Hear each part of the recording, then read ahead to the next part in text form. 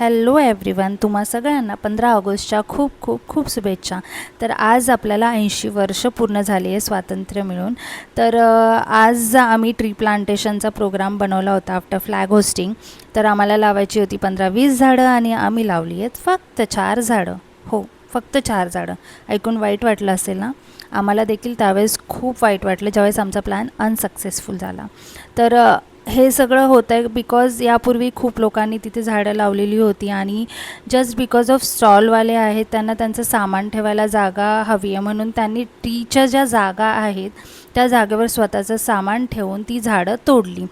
ह्या गोष्टीचं खूप वाईट वाटतं आहे. मॅसेज एकच आहे की जर तुमच्या आजूबाजूला असं काही घडत असेल तर प्लीज त्या लोकांना सांगा की प्लीज तुम्ही झाडं तोडू नका, स्टॉल लावा. नक्कीच कोणी नाही म्हणत नाही आहे, पण झाडांची देखील काळजी घ्या.